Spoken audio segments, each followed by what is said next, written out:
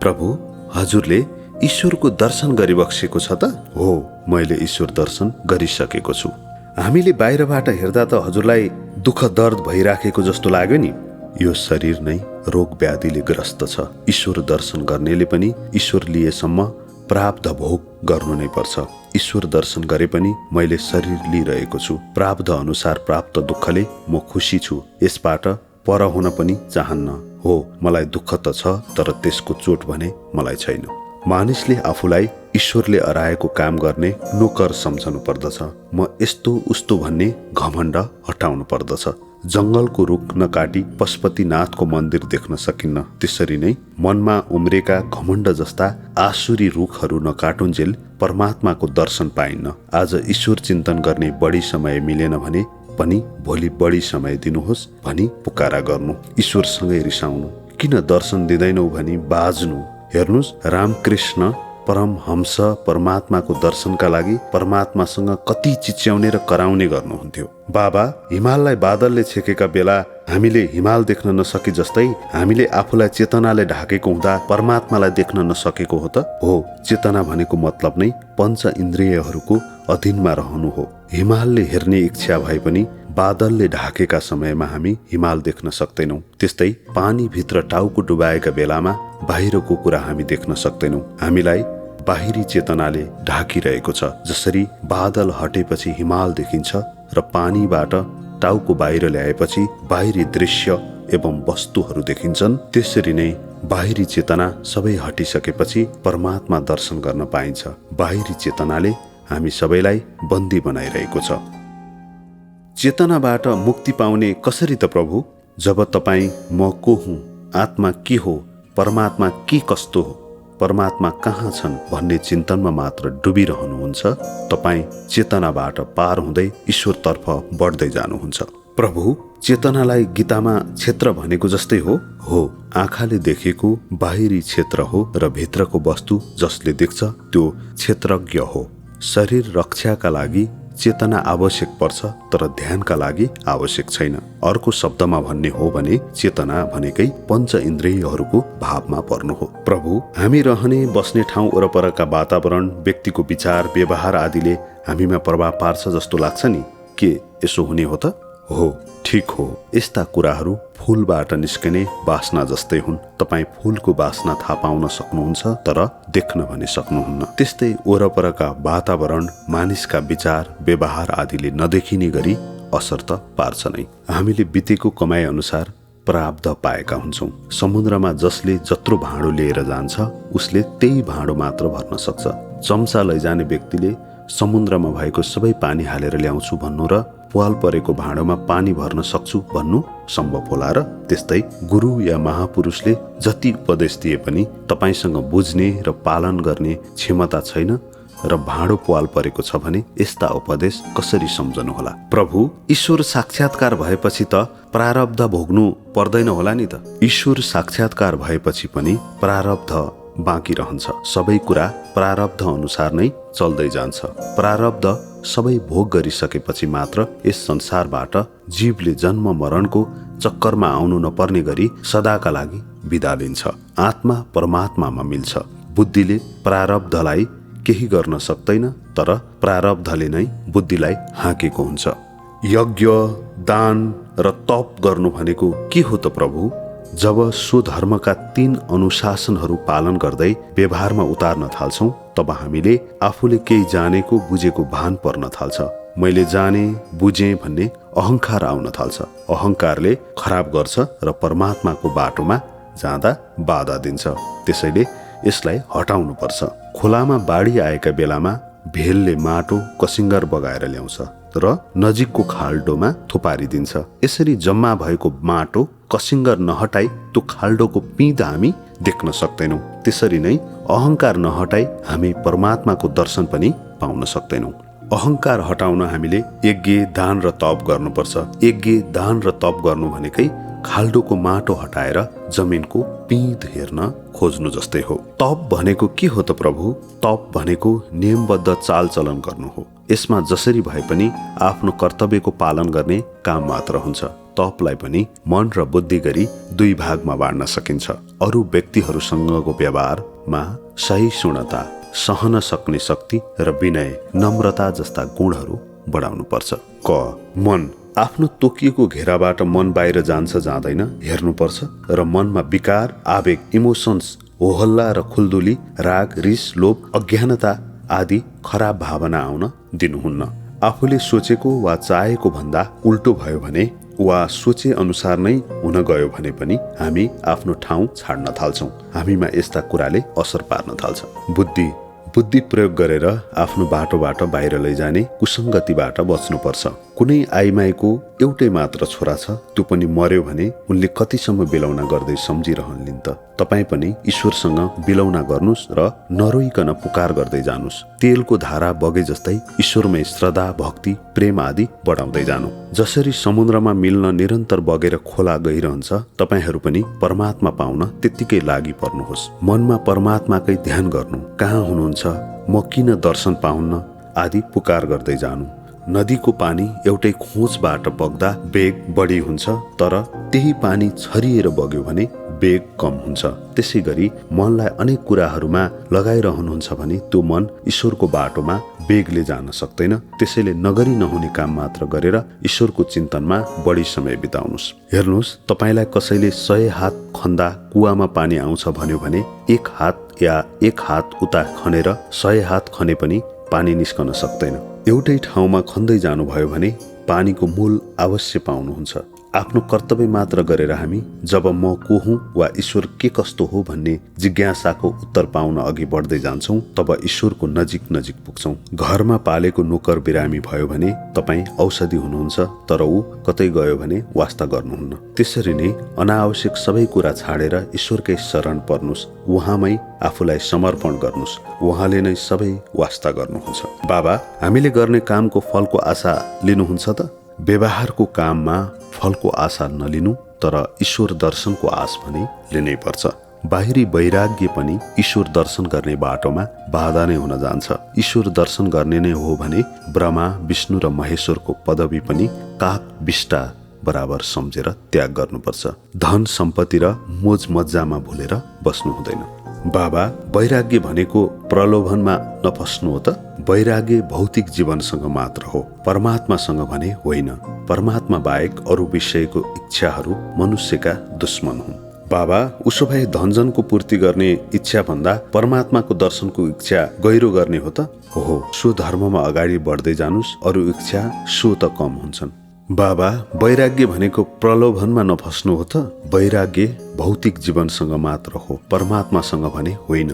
परमात्मा बाहेक अरू विषयको इच्छाहरू मनुष्यका दुश्मन हुन्। बाबा, उसो भए धनजनको पूर्ति गर्ने इच्छा भन्दा परमात्माको दर्शनको इच्छा गहिरो गर्ने हो त? हो, सो धर्ममा अगाडि बढ्दै जानुस्, अरू इच्छा सो त कम हुन्छन्। बाबा, हामीलाई त्रास, डर र लोभले सताइरहेको हुन्छ नि। मानिसलाई त्रास, डर र लोभले जहिले पनि सताइराखेकै हुन्छ। चिन्ताले दुःख व्यथालाई 10 गुणा बढाउँछ, भयले 100 गुणा बढाउँछ भने प्रार्थनाले परमात्मा प्रतिको प्रेम बढ्छ।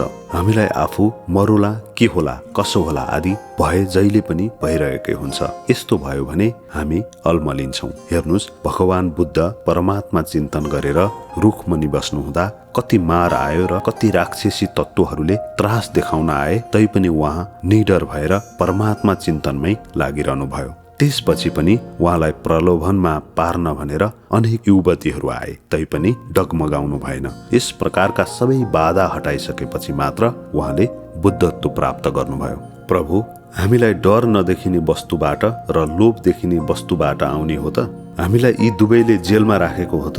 हो, यिनीहरूले हामीलाई ईश्वरतर्फ लाग्नै दिँदैनन्। हेर्नुहोस्, नचिकेतालाई यमराजले कति प्रलोभन देखाए, तर उनी केहीमा पनि फसेनन्। यमराजले सांसारिक वैभव र ऐश्वर्य प्राप्त लगायतका लोभ देखाएर अनेक कुरा बताउँदा पनि नचिकेताले वास्ता गरेनन् र ब्रह्म ज्ञान विषय पारलौकिक वर मात्र मागे। प्रेयस मन पर्ने छाडेर श्रेयस कल्याण गर्ने वस्तु प्राप्त गर्ने तर्फ उनी लागे। तपाईले पनि यसरी नै संसार र सांसारिक वस्तुहरूबाट वैराग्य लिई परमात्मा चिन्तन तर्फको वेग भने बढाउनु नै पर्छ। कठोपनिषदमा यमराज र नचिकेताको प्रसङ्ग पढ्नुस्। प्रभु, उसो भए हामीलाई परमात्मा दर्शनको इच्छा अरू लौकिक इच्छाहरू भन्दा बढी नै हुनुपर्ने हो त? हो, यसरी परमात्मा चिन्तन गर्दै जाँदा अरू इच्छा स्वत कम हुँदै जान्छ। प्रभु, संसारमा सबै मानिसहरू किन ईश्वर दर्शन गर्न सक्दैनन्? मानिस स्वभावले नै अल्छी छ। अलिकता रमाइलो र शान्ति मिले पनि ऊ अल्मलिन्छ र अगाडि बढ्नै चाहँदैन। महात्माहरू सत्यको दर्शन नपाउन्जेल अगाडि बढिरहन्छन्। त्यसैले मौका मिल्नासाथ ईश्वरको चिन्तन गर्न थाल्नु। परमात्मा चिन्तनका लागि सुरुमा केही मिनेट मात्र समय मिले पनि यो बानी बढाउँदै गएपछि घण्टौसम्म चिन्तन गर्दै जान सकिन्छ। शङ्का र कठिनाइहरूमा पनि सुख मिल्छ, तर शङ्का र कठिनाइ नभएको सुख पनि छ। पछिल्लो रोज्नु र ईश्वर दर्शन नगरेसम्म सुखी नरहनु। कुनै पनि कुरा थोरै गरे पनि बिस्तारै र विवेक विचार पुर्याएर मात्र गर्नु। ईश्वर दर्शन गर्ने इच्छा नभएको व्यक्तिलाई ईश्वरको मार्गमा घचेट्न सकिएला त बाबा? हृदयबाटै ईश्वर दर्शनको चाहना हुनुपर्छ। अरूले कर गर्दैमा हुँदैन।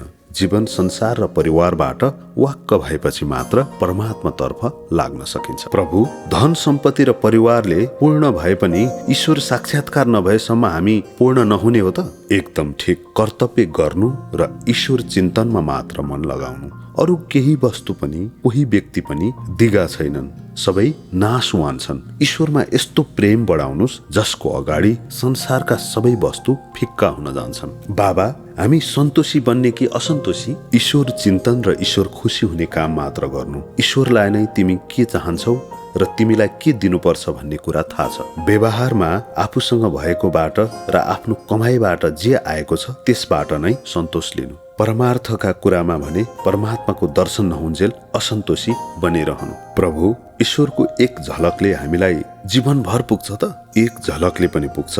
तपाईँ एकपटक स्वाद लिएको फलको स्वाद के कहिल्यै बिर्सनुहुन्छ? ईश्वर हामी सबैलाई सुखी पार्न चाहन्छन्, तर हामी सुखी हुन नसक्नु हाम्रै गल्ती हो। कुनै राजा प्रजालाई सुखी पार्न त चाहन्छन्, तर प्रजाले जेल जाने अपराध गर्यो भने त्यो त राजाको दोष होइन नि। ईश्वर दर्शन नगरेसम्म हामी पूर्ण हुन सक्दैनौँ। जान्नुपर्ने कुरा जुन हो त्यसबारे केही पनि जान्न सक्दैनौँ। केही अन्धा मानिसहरू हात्ती कस्तो हुने रहेछ भनेर छाम्न गएछन्। प्रत्येकले हात्तीको एक एक अङ्ग समाए। सबैले आआफ्नो अनुभव मात्र बताए, तर कसैले हात्ती देख्न भने सकेनन्। उनीहरूले हात्तीको पूर्ण ज्ञान पाउन सकेनन्, आंशिक ज्ञान मात्र पाए। त्यसै गरी ईश्वर दर्शन नगरेसम्म जान्नुपर्ने सम्पूर्ण कुरा केही पनि जानिन्न। अन्धकार कोठामा बत्ती बालेपछि कोठामा भएका सबै वस्तुहरू देखिए जस्तै ईश्वर दर्शनपछि सबै ज्ञान हुने हो त प्रभु? हो, ईश्वर दर्शनपछि सबै ज्ञान हुन्छ, सबै थाहा पाइन्छ। ईश्वर दर्शन गर्नु भनेकै अन्धकार कोठामा बत्ती बालेपछि त्यसभित्र रहेका सबै सामान देखिए जस्तै हो। अहिलेको अवस्थामा हामीलाई अन्धकारले छोपेकोले डोरीलाई पनि सर्प ठान्छौँ, जे कुरा पनि अड्कल गर्छौँ। ईश्वर दर्शन नहुन्जेल यसरी नै अड्कल गरिरहन्छौँ। बाबा, सत्यको दर्शन सोचे भन्दा सजिलो नै छ त? के त बुद्ध, क्राइस्ट जस्ता महापुरुषहरूले तपाईहरू जान नसक्ने बाटो बताइदिनु भएको हो त? बाबा, कहिले हामीले गरेको काममा गल्ती हुन्छ नि, गरेको काममा गल्ती भयो भनेर पनि नडराउनु। गल्ती सच्याउन सकिन्छ। ईश्वर दर्शन गर्ने या मर्ने यस्तो अठोट लिनु, मसँग यो तागत छैन भन्ने पनि नसोच्नु। म दिनौँ परमात्मा तर्फको बाटोमा जान सक्छु भन्ने धैर्य लिई अगाडि बढ्दै जानु। प्रभु, ईश्वर दर्शन गर्न हामीले नै प्रयास गर्नुपर्छ त? हो, न मैले न गुरुले। ईश्वरको दर्शन कसैले पनि गराउन सक्दैन, सबैले बाटो बताइदिने मात्र हो। ईश्वर दर्शनका लागि जीवन मुक्त परमात्माले बताए अनुसारको शिक्षा पालन गर्नुपर्छ र यसका लागि आफ्नै प्रयास, पुण्य, दान, धर्म आदि आवश्यक छ। अठोट लिएपछि जस्तो सुकै परिस्थिति आए परे पनि काम सम्पन्न गर्न सकिन्छ। पहिला नकमाइकन दान पनि गर्न सकिन्न। सबै वस्तु पाउन केही त गुमाउनु पनि पर्छ। जसरी दूध दहीबाट पनि नमन्थुन्जेल मखन आउँदैन, त्यसरी नै ब्रह्माण्डमा भएका ईश्वर पनि नखोजी पाइन्न। संसार चक्रबाट छुट्टी पाउने उपाय नै यही हो। बिस्तारै व्यक्तिगत एवं कमाउने कामहरू कम गर्दै ईश्वर चिन्तनमा मात्र मन बढाउँदै जानु। बाबा, हामी कहिले स्वतन्त्र बन्न सक्छौँ? पराईको घरमा मानिस सुख सन्तोषसँग र मन लागेको गरेर स्वतन्त्र भई यताउति गर्न सक्दैन। त्यस्तै यो संसारलाई पनि पराईको घर सम्झनु। ईश्वर दर्शन गरेपछि मात्र मानिस स्वतन्त्र बन्न सक्छ। उसले जन्म मरणको चक्करबाट सदाका लागि मुक्ति पाउँछ। बाबा, हामी ईश्वरको शक्ति यति छ भन्न सक्छौँ त? आकाशको सीमा लगाउन नसकिए जस्तै ईश्वरको शक्ति यति मात्र छ भन्न सकिन्न। ईश्वर समुद्र जस्तो र संसारका वस्तुहरू समुद्रमा आउने छाल जस्ता छन्। हामी सधैँ आशावादी भएर बस्नुपर्छ। संसारका समुद्रको पानीलाई मसी बनाएर, संसारका रुखहरूको कलम बनाएर पृथ्वीभर परमात्माको नाम लेख्दा पनि पार पाउन सकिँदैन। प्रभु परमात्मा प्रति कसरी आस्था उत्पन्न गर्ने? हेर्नुहोस्, तपाईँ मलाई देख्नुहुन्छ, म तपाईँलाई देख्दछु। हामीले संसारमा के देखेका छौँ त? यो कसको सृष्टि हो त? कोही न कोही सृष्टिकर्ता अवश्य होलान्। यसरी नै मनमा लगातार गुन्दै जाँदा परमात्मातर्फ आस्था बढ्दै जान्छ। श्री बाबाका मान, इज्जत, धन सम्पत्ति आदि कसरी जम्मा गर्ने भनी चर्चा गर्नेहरू पनि आउँदथे। उनीहरूसँग श्री बाबाले आज्ञा भएछ, म कहाँ ईश्वरबारे चर्चा गर्ने भए आउनु, मेरो दुकानमा यही छ, अरू छैन। उहाँको यस्तो जवाब सुनेपछि त्यस्तो उद्देश्य लिई आउनेहरू कहिल्यै पनि फर्केर आउँदैनथे। बाबा, ईश्वरमा श्रद्धा बढेको र घटेको हामीले कसरी थाहा पाउने? सांसारिक कामबाट टाढा हुनु नै ईश्वरमा श्रद्धा बढ्नु हो भने सांसारिक कामलाई मात्र अँगालिरहनु नै श्रद्धा घट्नु हो। भगवान जहिले पनि अगाडि हुनुहुन्छ, हामीलाई बाटो देखाइरहनु भएको छ। कोसिस गर्यौं भने उहाँको कृपाबाट सबै ठिक हुन्छ, उहाँको दर्शन पाइन्छ भन्ने भावना राख्नु। सर्वत्र ईश्वर भाव, जहिले पनि ईश्वर भाव, जेमा पनि ईश्वर भाव लिनु नै शत्रुहरूलाई धेरै फौजले घेरेर पक्राउ गरे जस्तै हो। ईश्वरले पहिले सुख दिए अनि दुःख। हामी सुख दुःखमा नअल्मलिकन उहाँकै चिन्तनमा अगाडि बढिरहे उहाँको दर्शन पाउँछौँ। सुदामाकै कुरा लिउँ, लक्ष्मी पनि उनको घरमा बस्न आइन्। सुख दुःख भनेको हिउँ, वर्षा, गर्मी, जाडो जस्तै हो, आउँछन् जान्छन्। एउटालाई त्यागेर अर्कोलाई अँगाल्न खोज्नुहुन्न र सुदामा जस्तो बाहिरी जीवन बिताएर भित्री जीवनमा भने ईश्वरमै गहिरिएर लाग्नु। तपाईलाई एउटा कुटी, एउटी गाई र सानो बगैँचा भए गुजारा चलिहाल्छ, किनभने साँच्चै कार्य त जीवन रक्षाका लागि नगरी नहुने काम सम्पन्न गरी ईश्वर दर्शन गर्नु हो। यदि मन ठिक छ भने ईश्वर दर्शन गरेका मानिसहरू जस्तै बस्न पनि सक्नुहुन्छ। प्रभु परमात्माको वर्णनले मात्र हामीलाई पुग्दैन त? पुग्दैन। आँप खाएपछि मात्र त्यसको स्वाद थाहा पाउनुहुन्छ। त्यस्तै फूल हातमा लिएर सुँगेपछि मात्र त्यसको बास्ना थाहा पाउनुहुन्छ। त्यसैले परमात्मा पनि आफै दर्शन गरे मात्र काम लाग्छ। धेरै बोलिरहँदा र वाद विवाद गरिरहँदा ज्यादा तागत खर्च हुन्छ। नचाहिने कुरा गर्नु सट्टा त्यो समयलाई पनि ईश्वर चिन्तनमा लगाए कति राम्रो हुन्छ। जस्तो सूर्यको किरण एकत्रित गर्दा तातोपन ज्यादा हुन्छ र त्यही किरण छरिएका बेला कम हुन्छ। सबै पापहरूबाट सधैँका लागि मुक्ति पाउने उपाय के हो त? यस्तो सोच्नु पनि ईश्वर चिन्तन जस्तै हो। बच्चा पनि जबसम्म खेलिरहन्छ तबसम्म आमा पनि अगाडि आउँदिनन्। त्यसै गरी ईश्वरलाई नसम्झी ईश्वर तपाईँका अगाडि आउँदैनन्। उहाँकै पुकार गर्नुहोस्। जस्तो लोभी धनको र भोगी स्त्रीको मात्र चिन्तन गरिरहन्छ, त्यसै अनुसार ईश्वरकै चिन्तनमा लागिरहनुहोस्। ईश्वर स्मरण गर्दै निधाउनु भयो भने निन्द्रामा पनि ईश्वरको दर्शन पाउन सक्नुहुन्छ। जसरी बिछौनामा पल्टिरहँदा रहँदै निधाउनुहुन्छ, त्यसरी नै ईश्वर दर्शनमा नै लीन हुनुपर्छ। बाबा, मुकुम करोति वाचालम भनेको के हो त? केही कुरामा विश्वास गर्नु पनि आवश्यक छ। जस्तो प्रहलादको विश्वास थियो खम्बामा पनि भगवान छन्। यही नै हो मुकुम करोति वाचालम भनेको। ईश्वरले दिने बेलामा जसरी भए पनि जस्तो भए पनि मिल्छ। ईश्वर दर्शन पाउने कोसिस गरिरहेको छु, ईश्वरको दर्शन पाउन सक्छु भन्ने भावना लिनुभयो भने त्यसलाई अभिमान लिएको भनिँदैन। जबसम्म प्राण कण्ठबाट माथि जाँदैन तबसम्म ईश्वर चुपचाप हेरिरहन्छन्। त्यसपछि उम्कोला भन्ने दाउ काम लाग्दैन।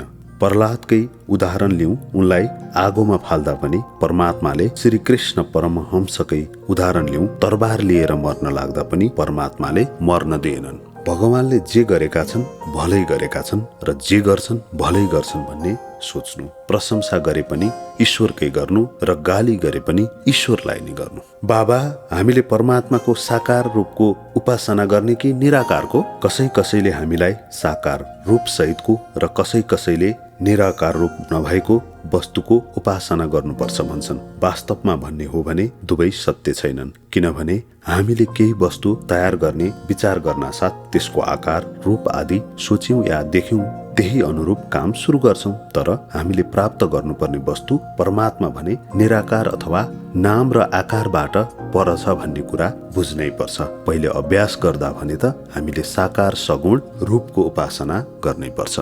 बाबा, ईश्वर दर्शनका लागि कति योग्यता चाहिएला? के नपढेका अशिक्षित व्यक्तिले पनि उहाँको दर्शन गर्न सक्छन् त? ईश्वर दर्शनका लागि कुनै योग्यता नै चाहिन्न, तर त्यो व्यक्तिमा ईश्वर चिन्तन र उनको दर्शन पाउने गहिरो इच्छा भने हुनैपर्छ। यो बाटोमा हिँड्न र परमात्माको कृपा पाउन अनेक बाधाहरूसँग सङ्घर्ष गरिरहनुपर्छ। ईश्वर यस्ता सङ्घर्ष चाहन्छन्। सङ्घर्ष गर्दै आफ्नो मार्गमा अडिक हुँदै गएपछि स्वत सफल भइन्छ। बाबा, हाम्रो बुद्धि कसरी तिखारिएला त? अज्ञान र खराब सङ्गतले गर्दा मानिसले मन परी कुरा गर्छ। हामी सजिलो किसिमले बुद्धि हासिल गर्न सक्दैनौँ, तर लगनशील भएर आफ्नो नित्य र नैमित्तिक कार्य सम्पन्न गर्दै जानाले सत्व गुणहरू जम्मा हुन्छन् र यसो गर्नाले बुद्धि तिखारिन्छ। तुरुन्त ईश्वर दर्शन गर्न के गर्नुपर्छ त प्रभु? जीवन प्रतिको प्रेम शून्य र परमात्मा प्रति पूर्ण प्रेम हुनुपर्छ। ध्रुव वा बुद्धले गरे जस्तो दृढ निश्चय गरेर जति दुःख आए पनि परमात्माको दर्शन नमिलेसम्म मन पनि तयार हुनुपर्छ। बरु ज्यान गए पनि जाओस्, परमात्माको दर्शन नमिलेसम्म उनकै चिन्तनमा बसिरहन्छु भनी निश्चय गर्न सके केही मिनेटमै परमात्माको दर्शन मिल्न सक्छ। बुद्ध धर्म मान्नेहरूले बौद्ध ग्रन्थहरू अध्ययन गर्नुपर्छ। त्रिपिटकका सूत्रहरूको माने बुझ्नुपर्छ। बुद्ध भगवानले दिनुभएको प्रवचन बारम्बार पढ। यसमा नै बुद्ध धर्मको सार रहेको छ। भगवान श्री कृष्णले अर्जुनलाई गीतामा शिक्षा दिनुभए झैं अभ्यास पनि गर्न थाल्नु र परमात्मा बाहेक अरूमा राग नलिनु, ईश्वरलाई बढी भन्दा बढी सम्झनु, उनकै इच्छा गर्नु, उनलाई नै मान गर्नु, ईश्वरसँगै रिसाउनु, उनकै डर लिनु, उनकै चिन्तनमा मात्र रहनु। प्रभु, हामी ईश्वरसँग रिसाउनुहुन्छ त? हामीले सर्वशक्तिमान ईश्वरलाई गाली गर्नुहुन्छ त? हो, तपाईँ भन्न सक्नुहुन्छ, गाली गर्ने शक्ति पनि त ईश्वरबाटै प्राप्त भएको हो। तपाईँले एउटा भूल गर्नुभयो भने तपाईँलाई त्रास आइहाल्छ। के यस युगमा पनि हामीले ईश्वर दर्शन गर्न सम्भव होला त प्रभु? जीवन मुक्त गुरुले सिकाए बमोजिमको शिक्षा पालन गर्दै गएपछि ईश्वर दर्शन गर्न सकिन्छ। मन, बुद्धि र आत्मालाई शुद्ध पार्ने यम नियमहरू तथा अनुशासनको पालन गर्नु, यसरी स्वधर्म पालन गर्दै गएपछि ईश्वर दर्शन सम्भव हुन्छ। भागवत अनुसार यम 12 किसिमका र नियम 12 किसिमका छन्। यम संयम, 1 अहिंसा, 2 सत्य, 3 अस्तेय नचोर्नु, 4 असंगता, 5 लज्जा, 6 असञ्चय साँच्ने काम नगर्ने, 7 आस्तिकता, 8 ब्रह्मचर्य, 9 मौन, 10 स्थिरता धैर्य, 11 क्षमा र 12 अभय। नियम 1 शौच भित्री पवित्रता, 2 शौच बाहिरी पवित्रता, 3 जप, 4 तप, 5 हवन, 6 श्रद्धा, 7 अतिथि सेवा, 8 देव पूजा, 9 सात्विक विचार सहितको तीर्थयात्रा, 10 परोपकार, 11 सन्तोष र 12 गुरु सेवा। श्री कृष्णलाई भगवानको पूर्ण अवतार र अरूलाई आंशिक अवतार मानिएको जस्तो लाग्छ नि प्रभु। सबै सृष्टि, शक्ति, ज्ञान तथा आनन्दको एउटै मुहान छ। त्यसलाई कोही भगवान, कोही परमात्मा, परमेश्वर र कोही राम इत्यादि भन्छन्। सृष्टिमा जे जति जीव वा वस्तु छन् ती सबमा केही न केही शक्ति वा ज्ञान छ। त्यसैले सबै जीव र वस्तुलाई परमात्माको आंशिक अवतार मान्न सकिन्छ। परमात्मा स्वयं सृष्टि भन्दा अघि पनि थिए र सृष्टि नाश भएपछि पनि हुन्छन्। परमात्मा कहिल्यै घटबड, परिवर्तन वा नाश हुने वस्तु नै होइनन्। श्री कृष्णलाई पूर्ण तत्त्वको साक्षात्कार भयो र उहाँ वास्तवमा भगवानको पूर्ण तत्त्वसँग एक हुनुभयो। त्यसैले उहाँलाई परमात्माको पूर्ण अवतार र अरूलाई पूर्ण तत्त्वको साक्षात्कार भएको छैन भन्ने विद्वानहरूको समझ भएकाले यस्तो सम्झनु भएको होला। तर वास्तवमा भगवान वा परमात्मा बाहेक केही पनि छैन र कोही पनि छैन। प्रभु, त्यसो भए श्रीकृष्णलाई राम, शिव, दुर्गा, अल्लाह, क्राइस्ट भन्दा ठुलो मान्नुहोला त? यसरी तुलना गर्नु कदापि उचित हुन्न। यो नाम बारेको झगडा मात्र हो। मुख्य कुरा के हो भने जसले राम, शिव, दुर्गा, अल्लाह वा क्राइस्टलाई आफ्नो आराध्य बनाएर सबैभन्दा ठुलो मान्छ उसले वास्तवमा एक अविनाशी सर्वोच्च ज्ञान र शक्ति भएको परम तत्त्वलाई नै मानिरहेकै हुन्छ। यो तत्त्वलाई कुन नाम दिने हो त्यो आफ्नो रुचिको कुरा हो। पानीलाई कसैले जल, कसैले वाटर, कसैले पानी भने जस्तो मात्र हो। वास्तवमा पानी एउटै हो। कुनै नामलाई अरू नाम भन्दा ठुलो मानेर गर्व गर्नु वा झगडा गर्नु ठिक होइन। मुख्य कुरा हामीमा भगवानलाई खुसी पार्न चाहिने गुण मात्र हुनुपर्छ। कच्चा स्वरूपहरू विभिन्न देखिन्छन् र ज्ञान नहुँदा झगडा तथा अशान्तिका कारण बन्दछन्। कोही व्यक्तिहरू आफ्ना इष्टमित्रहरू मन्दिर, मस्जिद, चर्च आदि धार्मिक स्थलहरूमा गयो भने उसको कुरा काट्छन्। के यसो गर्नु ठिक होला त प्रभु? ठिक हुन्न। उनीहरूलाई त मन्दिर, मस्जिद, चर्च जान दिनु नै पर्छ, रोक्नुहुन्न। सर्वत्र ईश्वर भावको अभ्यास गर्दै रहनुपर्छ।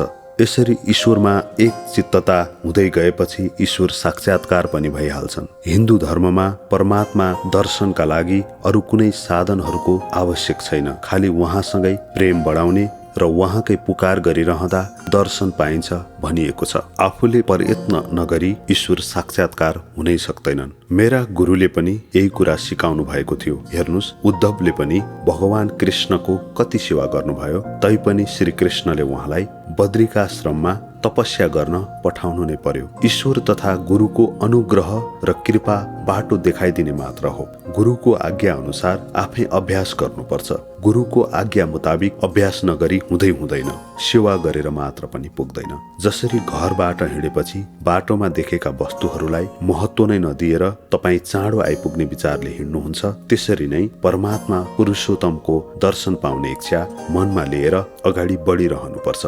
वास्तवमा परमात्माको दर्शनको अनुभव मात्र काम लाग्ने हुँदा उहाँलाई नै चाँडो पाउने कोसिस गर्नु र बीचमा नअल्मलिनु। संसारमा भगवानको कानुन बेग्लै छ। राम्रो काम गर्नेले राम्रै इनाम पाउँछ, नराम्रो काम गर्नेले दण्ड पाउँछ र उसले नराम्रै परिणाम भोग्नुपर्छ।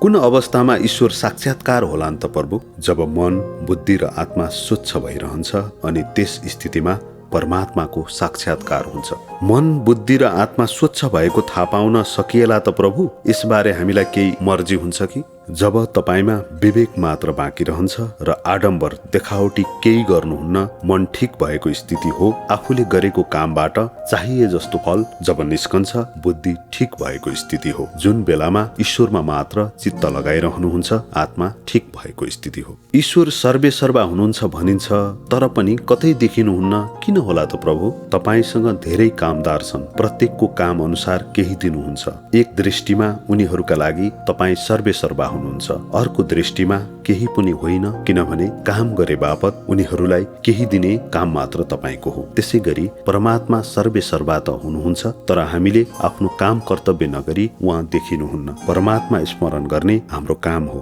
स्मरण गरे मात्र तपाईको नजिक नजिक आउनुहुन्छ, दर्शन दिन तम्सिनुहुन्छ अनि दर्शन पाउनुहुनेछ। बाबा, मानिसले ठिक बाटो समातेको कसरी थाहा पाउने? तपाईलाई कसैले हानेको बाण लाग्यो भने पहिले त त्यो बाण तुरुन्त झिक्नुपर्छ, अनि मात्र कहाँबाट आयो, कसरी आयो, टुप्पोमा के रहेछ आदि कुरा खोजी गर्नेतर्फ लाग्नुपर्छ। पहिलो कुरा हो शरीरमा गडेको बाण झिकेर दुःखबाट मुक्ति पाउनु। बाण झिक्नुभन्दा अगाडि नै सोधखोज गर्न थाल्नुपर्छ भने तपाईँ जस्तो मूर्ख को हुन्छ होला र? त्यसैले पहिले ईश्वर दर्शन गर्नुस्। जब मानिस आफू तुच्छ रहेछु, भगवान महान हुनुहुँदो रहेछ भन्ने बुझ्दै जान्छ, तब उसले ठिक बाटो पहिलाइरहेको हुन्छ। बाबा, परमात्मा दर्शन गर्न अहिले नै हतार छ त? उमेर छँदै यसै जीवनमा दर्शन गर्न कोसिस गर्नुस्। अलमस्ती भएर नबस्नु। मरेपछि के हुन्छ कसलाई के थाहा? वर्तमानमा नै परमात्मा चिन्तन गरिहाल्नुस्। घाम लागेका बेलामा नै बिस्कुन सुकाउनु पर्छ।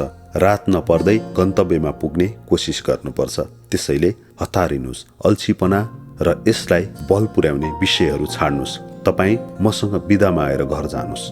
तपाईँ मसँग बिदा मागेर घर जानुहुन्छ कि एक कदम हिँड्ना साथ घर पुग्नुहुन्छ त? कदम बढाउँदै जाँदा घर पुगे जस्तै स्वधर्म पालन गर्न थालेपछि ईश्वर दर्शन पाइहाल्नुहुन्छ नि। अर्काको गल्ती मात्र हेरेर आफ्नो कामबाट पर नहट्नुहोस्। अर्काको गल्ती मात्र हेर्ने मानिस नि होइन। जसरी शरीरमा रोग लागेका बेला शरीर भारी हुन्छ, त्यसरी नै हामीमा अज्ञान व्याप्त हुँदा पुरुष सुखी हुन सक्दैन। बाबा, संसारका धेरै प्रकारका धार्मिक विचारधाराहरू देखा परेका छन्। हामीले कुनैको अनुसरण गर्नुपर्छ कि? हो, संसारमा धेरै प्रकारका धार्मिक विचारधाराहरू देखा परेका छन्। अद्वैत, द्वैत, विशिष्टता, द्वैत आदि प्रत्येकले आफ्नो विचारधारा राखेका छन्। त्यसै गरी कसैले यो जीवनको प्रेम छाडिदेऊ, संसारको माया, प्रेम, मोह आदिमा नभुल, परमात्मातिर लाग भन्दछन्। कि ती सबै गर्न मात्र सम्भव होला त? हामीले त्यसै गर्न थाले पनि भोग, तिर्खा आदिले सताइरहेकै हुन्छ। कसरी परमात्मामा मात्र चित्त लगाइरहन सकिएला? यसको उल्टोमा कसले खाऊ मोज गर भन्छन्। ठिकै छ, खायो मोज गर्यो, तर यतिले मात्र हामी सन्तोष हुन सक्छौँ त? यी वस्तुहरू नाशवान छन्, आउँछन् जान्छन्। सुरुमा त्यही वस्तु रमाइलो लाग्छ, पछि त्यही वस्तुले दुःख दिन थाल्छ। कसैले भक्तिमा मात्र जोड दिएका छन् के भक्तिले मात्र पुग्ला त? छोटकरीमा भन्ने हो भने कसैले ज्ञान मार्ग अथवा मनलाई सत्कर्ममा लगाउने, आसक्त नभई कर्म गर्ने र शरीर मात्र रक्षा गर्ने आदि कुरा बताएका छन्। तर यज्ञ, दान, तप आदिको अभ्यास गर्दै जाने स्वधर्मको शिक्षा नै उत्तम हो। यसमा बाहिरी शरीर पनि रक्षा हुन्छ र मन पनि ठिक हुन्छ। कर्म, अकर्म, विकर्म आदिको पनि ख्याल रहन्छ। ईश्वर चिन्तनका लागि समय मिल्छ र त्यसतर्फको यात्राको गति बढाउन सक्नुहुन्छ। फलस्वरूप यसै जीवनमा परमात्मा साक्षात्कार सम्भव हुन्छ। बाबा, मानिसहरू ईश्वर चाहन्छन् त भन्छन्, तर उनीहरू ईश्वर हामीले सोचेको भन्दा टाढा छ भन्ने कुरा चाहिँ बुझ्दैनन्। कि उनीहरू आध्यात्मिक क्षेत्रमा परिपक्व नभएर यस्तो भएको हो त? उनीहरूले दुःखको वेग थाहा नपाएर यस्तो सोचेका हुन्। उनीहरूले संसारका सबै स्थावर र जङ्गलमा म नै व्याप्त छु भन्ने भगवानको बाणीमा श्रद्धा राख्नु पर्दछ। सबैमा परमात्माको रूप देख्नु पर्दछ। बाबा, यज्ञ, दान र तप किन गर्ने त?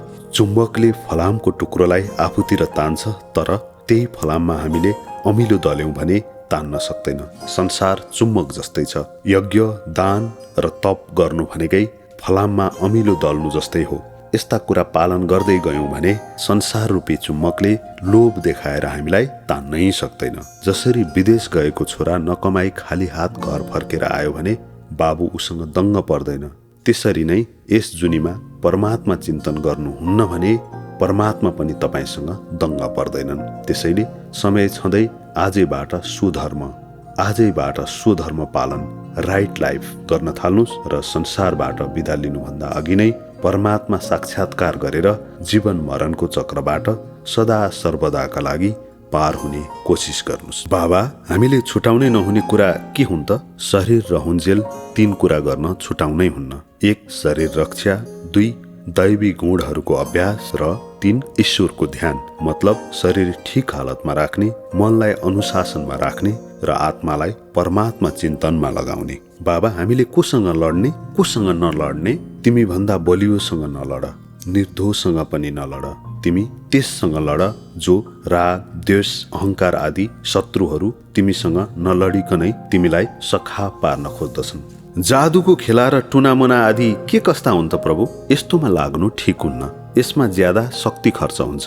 यो एक प्रकारले बिजुलीको मसिनो तारमा ठूलो क्षमताको विद्युत शक्ति प्रवाहित गर्दा भोग्नुपर्ने परिणाम जस्तै हो। यस्ता विषय वस्तुले ईश्वरतर्फ लाग्न दिँदैनन्। अमेरिकाबाट आएका एक भक्तले पिउने पानी थर्मसमा हालेर आएका रहेछन्। श्री बाबाले थर्मस देखाएर आज्ञा भएछ, तपाईको उद्देश्य पानी पिउने हो र पानी राख्न मात्र थर्मस ल्याउनु भएको हो नि, होइन र? यस्तै शरीर रक्षा गर्नुपर्छ अनि मात्र परमात्मा चिन्तन हुन सक्छ। जस्तो पानी पिउनका लागि थर्मसको रक्षा गर्नुहुन्छ, त्यस्तै परमात्मा दर्शनका लागि शरीर रहेको हो, त्यसको पनि रक्षा गर्नुहोस् र परमात्मा चिन्तन गर्दै जानुहोस्। ईश्वरको सच्चा स्वरूप मन र वचनको शक्ति भन्दा धेरै टाढा छ। अन्तिम शिक्षा यही हो कि ईश्वर के कस्तो हो, यो सृष्टि, विश्व र हाम्रो आदि अन्त कहाँ छ भन्ने प्रश्नको अनुभवात्मक उत्तर खोज्नमा चित्त सचेत भएर लाग्नु मात्र काम लाग्ने कर्म हो। अरू विचार, चिन्तन र कर्म त्यसको तुलनामा काम नलाग्ने वा बिगार गर्ने खालका हुन्। प्रारब्धले जति भेटिन्छ त्यतिमै सन्तुष्ट रहने पुरुष सुखसँग आफ्नो जीवन बिताउँछ, तर आफ्ना इन्द्रियहरूलाई बसमा राख्न नसक्ने असन्तोषी पुरुष तिनै लोक पाए पनि सुखी हुँदैन। श्रीमद् भागवत।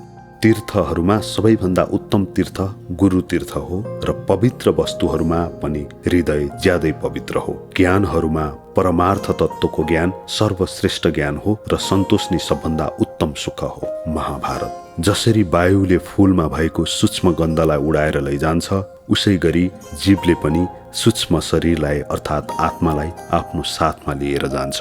गीता।